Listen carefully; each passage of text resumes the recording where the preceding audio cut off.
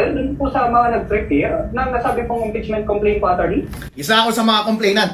Hinarang ng Secretary General ng House of Representatives ang impeachment complaint laban kay BBM na prineparaan ng pinakabigating mga politiko at pinakamagagaling na abogado pang-impeachment ng Pilipinas. Hindi ito tinanggap dahil daw nasa Taiwan yung Secretary General. Tandaan po natin na ayon sa rules ng House of Representatives, ang Secretary General ang dapat tumanggap ng mga impeachment complaint. At ngayon na po, ang last day sana na magpa-file kami ng impeachment complaint kasi inunahan tayo nung Lunes ng walang kwentang impeachment complaint, 4 pages lamang. At kapag rinefer ng House of Representatives during session sa Committee on Justice sa Lunes, first thing in the morning, barred na within 1 year yung mga susunod na complaint. Kaya dali-daling humabol kami this week. At this week, ngayong araw na ito na sana yung last day na magpa-file dahil bukas walang pasok ang House of Representatives. Pero hinarang ng Secretary General ng House of Representatives, hindi niya ginawa ang kanyang trabaho. Ministerial duty yan, hindi yan discretionary. At kung wala ka sa Pilipinas, meron ka dapat tagasalo ng trabaho. At true enough, meron yung deputy niya doon sa opisina pero sabi niya, wala daw siyang authority tumanggap. Sir, ang authority mo na tumanggap ay nasa batas. Kapag wala yung Secretary General, ikaw dapat ang tumanggap. Noong mga nakaraang mga complaint ng impeachment laban sa iba't ibang mga opisyal, tumatanggap po ang Office ng Secretary General ng mga impeachment complaint. Kahit wala yung Secretary General doon sa loob. Ministerial duty po yan, wala kayong discretion na tumanggi. Pero halata po na pinipigilan nila para wala na kaming pagkakataon na mag-file ng impeachment dahil sa Lunes, dadali-daliin na nila. First thing in the morning, automatic, referred kaagad sa Committee on Justice yung walang kwentang impeachment na i-final nung Monday, 4 pages lamang, walang kalaman-laman at i-dismiss ka agad yun. Once ginawa nila yun,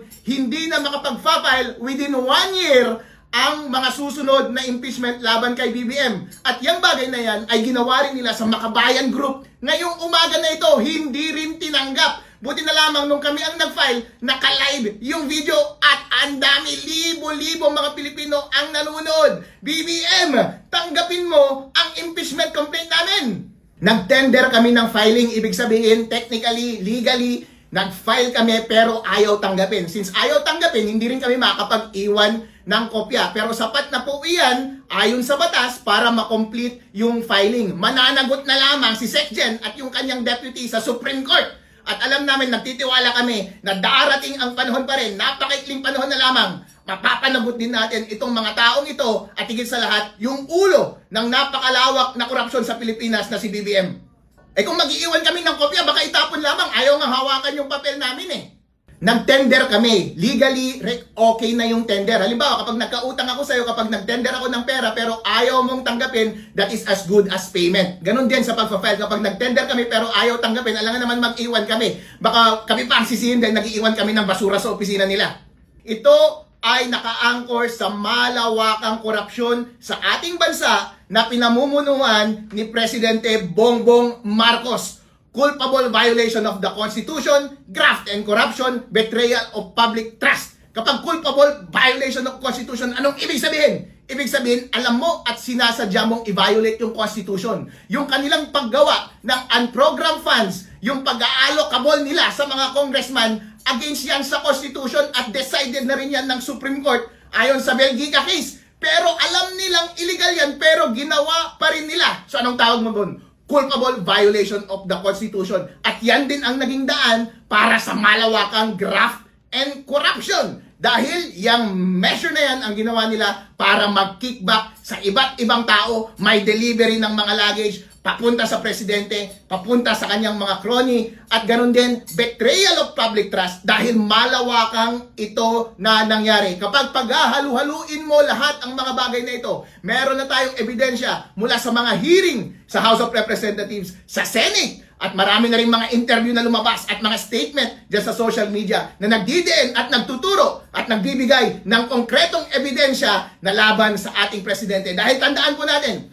ang obligasyon ng pagprepara ng budget ay nasa presidente. At itong mga unconstitutional na mga measure na ito na nakalagay sa ating budget ay siya mismo ang nagpasimuno or gamit ang kanyang alter ego at sila mismo ang nakinabang base na rin sa statement ng mga kanyang mga dating kasama na ngayon ay bumabaliktad na. Kaya hindi po natin may tatanggi ang culpable at sadyang paglabag ng ating Pangulo sa ating konstitusyon na nagbigay daan sa graft and corruption, kanyang pagnanakaw at pagnanakaw ng kanyang mga kasama. At dahil dito, wala nang tiwala ang taong bayan, betrayal of public trust. Itong tatlong grounds na ito, culpable violation of the Constitution, graft and corruption, betrayal of public trust ay grounds para sa impeachment. Pero abangan po ninyo ang kumpletong kopya ng ating impeachment complaint para sa mas detalyadong mga narration and set of facts. Doon sa complaint mismo, mas marami pang mga grounds katulad ng paggamit nila ng funds ng PhilHealth dahil special fund yun pero gagamitin nila para sa mga unprogrammed items. Tapos paggamit nila ng iba't ibang mga programa ng gobyerno para maibulsa lamang nila ang pera. Ang problema kasi doon sa unang complaint ay hindi substantive. 4 na pages lamang. Ilang pages lamang. Paano ka makakapag-argue doon? Paano ka makakapag-presenta ng maayos na facts doon? Paano ka makakapag-argue ng legal basis mo doon? Ibig sabihin, madali lang siya ibasura. At tandaan natin, yung nag-file na iyon, kakampi ba ito ni BBM? Mukhang kakampi. Kapag tinanggap nila iyon at i-refer nila sa House sa Monday, at yun ang unang gagawin nila, first thing sa Monday, dahil wala na tayong oras mag-file bukas dahil sarado ang House of Representatives, wala na rin oras sa Monday dahil first thing, pagka-open ng session sa Monday ay automatic referral na yan doon sa Committee of Justice at ang i-refer nila ay yung tinanggap lang nila na complaint. And once na-refer yan, ayon sa Supreme Court, pagka-file ng complaint at pagka-refer doon sa Committee on Justice, ibig sabihin, automatic filed na yung first impeachment complaint at barred na within 1 year yung mga succeeding na impeachment complaints. Kaya nga, sana ngayong araw na to, sana yung huling araw para tumanggap ng impeachment complaint dahil automatic sa Monday magre-refer na sila ng mga impeachment complaint. Dahil hinarang yung impeachment complaint ng mga bayan at yung impeachment complaint ng mga bigating politiko at experts sa impeachment ng mga abogado ngayong araw na ito, ang i-refer nila sa Monday ay yung walang kwenta na 4-page lamang na impeachment at alam nating i-dismiss yun. At safe na safe si BBM sa susunod na taon na walang impeachment complaint na maipapile laban sa kanya. Ang chismis nga, hindi totoong nasa labas ng bansa itong si Secgen eh. Sabi nila nasa Taiwan daw si Secgen. Tingnan nga natin yung record ng Bureau of Immigration kung totoo na nasa labas ng bansa si Secgen. At sinasabi rin ni Atty. Topacio kanina, hindi ba't illegal under the One China policy na ang isang government official ay mag-travel sa Taiwan kapag hindi siya pasok sa mga exceptions? Yun yung mga malalaking tanong. And besides, kapag ang Secretary General ay wala doon sa office, pwede kang mag-file sa second in command. At yung humarap sa amin kanina na direktor ay second in command ng Secretary General. Dapat siya ang tumanggap. Pero sabi niya, hindi po ako authorized. Bossing, authorized ka ng batas, automatic yan. Hindi pwedeng mabakante yung Office of the Secretary General. Dahil ang office mismo, hindi nagta-travel yan. Yung nakaupo, nag-travel siguro. Pero once nag-travel yung nakaupo, ikaw ang automatic na mag-head ng Office of the Secretary General. At ministerial duty mo yan. Ibig sabihin, wala kang pagtangging pwedeng gawin sa mga ginagawang bagay-bagay dyan sa opisina mo. Dapat wala kang discretion na tanggihan yung complaint namin. Simpleng pagtanggap lang ng complaint. Bakit mo iniiwasan? Hindi pa nga ito dumadaan sa merits mismo ng kaso. Una pa lamang procedural pa nga lang, pinipigilan na nila. Meron ba silang tinatago? Sinadya iyon na ma-file na mauna dahil kanilang ina-anticipate yung pag-resume ng session ng Congress sa Monday. Dahil yun yung time na pwede silang mag-refer sa Committee of Justice ng mga impeachment complaints. So kailangan na nilang i-file dahil once na-file and then na-refer sa committee, barred na yung mga susunod na complaint. Kaya nga nung nalaman namin na final na nung Monday, dapat agad-agaran within the week, ma-file ka agad yung maayos at substantive na impeachment complaint laban kay BBM dahil hindi natin pwedeng tanggapin itong 4 pages lamang na complaint na walang laman at walang kwenta. That's why nag-file yung mga bayan group at nag-file yung mga pinakamabigat na mga abogado at mga politiko na expert sa impeachment ngayong araw na ito. Kaya nga, bukas wala ring pasok ang House of Representatives, hindi rin makapag-file bukas at sa Monday, malamang too late na yun kasi baka mas mauna yung session ng Congress, may hirapan na tayo mag-file. Ngayong araw na ito, yung pinakahuling pagkakataon, pero hinarang tayo. Eh hindi naman ganun kadali, gumawa ng napakagandang complaint para sa impeachment ni BBM dahil ang dami nilang ginawang kakurakutan, ang dami namin kailangang i-assemble na set of facts, mga ebidensya, mga video, mga interview, mga dokumento para makapagpresenta ng substantive at substantial na complaint laban sa kanya. Hindi namin ito pwedeng laro-laruin tulad ng ginawa ng first complainant. Kaya nga, respetuhin din natin yung oras ng mga pinakamagagaling na participants at complainants dito sa impeachment complaint na ito. Andyan si dating Congressman Mike Defensor. Siya yung endorser dati ng impeachment kay Erap. Andyan din si Governor Chavit Singson. Siya yung instrumental sa impeachment ni Erap Estrado noon. Yan yung mga pinaka-expert pagdating sa impeachment. Kaya yung kung sino man ang merong kakayahan na mapanalo itong impeachment na ito ay itong mga tao na ito na may record na. At nandyan kasama rin natin yung number 1 na political lawyer sa Pilipinas, Attorney Ferdinand Topacio. Itong mga ito, hindi ito magsasubmit ng kung ano-ano at basta-basta mga complaint lamang. Dapat preparado, maayos, substantive para pagdating sa Congress, pagdating sa committee, hindi sila madidismiss at tuluyan ng matanggal through impeachment ang utak at ulo ng korupsyon sa ating bansa na si Ferdinand Bongbong Marcos Jr. Wala akong kakampi. Maraming mga panahon in the past na critical ako on both sides at walang kumakampi sa akin at lahat ay linalabanan ko. Kaming lahat, ang common lang sa amin ay ayaw namin ng mga ginawang kakorupsyonan at pagnanakaw ng present na administrasyon na ito. At obligasyon natin, obligasyon ng bawat Pilipino na huwag tumahimik. Dahil ang tanging paraan lamang para mapatigil sila ay mag-participate tayo. Ang penalty ng hindi pagpa-participate kapag garapalan na ang pagnanakaw mula sa taong bayan ay mag-govern tayo ng mga masasamang tao na katulad nila. As a matter of fact, nagpa-participate ako bilang Pilipino, bilang Ilocano, kasama si Governor Chavit at bilang elected official ng ating bansa dahil sinasabi nila meron daw solid north, solid daw yung mga Ilocano. Lahat ng mga nakaupo ngayon na elected official ay kakampi nila. Hindi po! Isa po ako sa mga elected official na lumalaban ng harap-harapan at lantaran laban kay Ferdinand Bongbong Marcos Jr. Kahit pareho pa kami ng kulay maitim, kasama rin natin si Governor Chavit,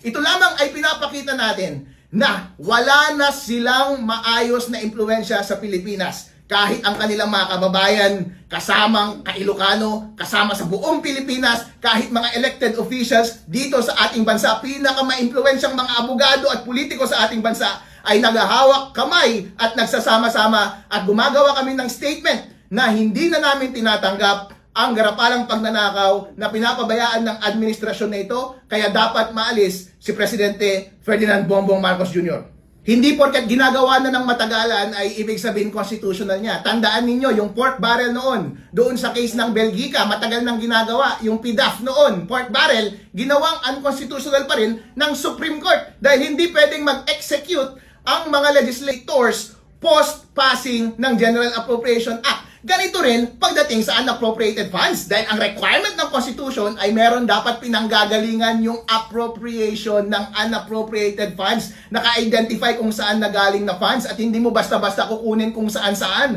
At meron dapat trigger bago mo galawin. Hindi sinabi kung saan manggagaling, hindi nga sinabi as required by the Constitution na dapat specific siya line by line. Yun pa ang unang ginagastos, prina-priority pa nilang gastusin yung bagay na yun. Malawakan ang mga project na hindi nagagawa dahil hindi nasisilip, dahil hindi specific at walang pinanggagalingan. Automatic kickback, kaya daang-daang proyekto ang ghost project at hindi nakokompleto. Itong sistema na ito ng unprogrammed funds ay pinabayaan ng executive dahil trabaho ito ng executive na mag-present ng budget doon sa Congress. Siya ang nag-design, siya ang may isip dito, kaya dapat lamang managot siya sa taong bayan. Alam niya talaga na mali iyon, against yun sa Constitution, culpable. Yan po ang definition ng culpable violation of the Constitution, which give way sa malawakang graft and corruption and which in the end betrayed the trust of the people. Ito po ay laban ng taong bayan. Kasama po ako dyan. Alam ninyo na wala akong kakampi, wala akong kinikita dito, walang nagbabayad sa akin, walang sumusuporta sa akin. Sumaside lamang tayo kung saan ang totohanan. Kaya ganyan din po, sumama sa atin kapwa natin Ilocano at pinaka-ma-impluwensya dito sa Luzon at North ng mga Ilocano, si Governor Chavit Singson. Ibig sabihin lang, hindi kami pare-pareho ng pinanggagalingan. Pero pare-pareho kami na gusto naming huminto na ang malawakang dayaan dito sa ating bansa. Pero pinigilan nila. Ito yung pinakamagandang impeachment complaint sana na magpapabagsak na kay President BBM. Confident kami, hindi kami gagawa ng bagay na hindi namin tinatapos ng maayos. Alam niyo na merong track record itong mga kasama natin. Inuulit ko, si Mike Defensor ang endorser at proponent dati ng complaint laban kay Erap at si Chavit. Dati, siya yung instrumental. Bakit natanggal si Erap? At yung number 1 na lawyer natin, si Ferdinand Topacio sa politics, siya yung pinakamagaling pagdating sa mga ganyang bagay-bagay. Hindi kami papayag na hindi ito tutuloy-tuloy sa success. Kaya kapag nakita nyo sana, makikita ninyo yung ganda ng iprepare namin ng complaint at makukumbinsi kayo na matatanggal ang ulo ng pasimuno ng mga korupsyon dito sa ating bansa at mawawala talaga sa pwesto si President Ferdinand Bongbong Marcos Jr.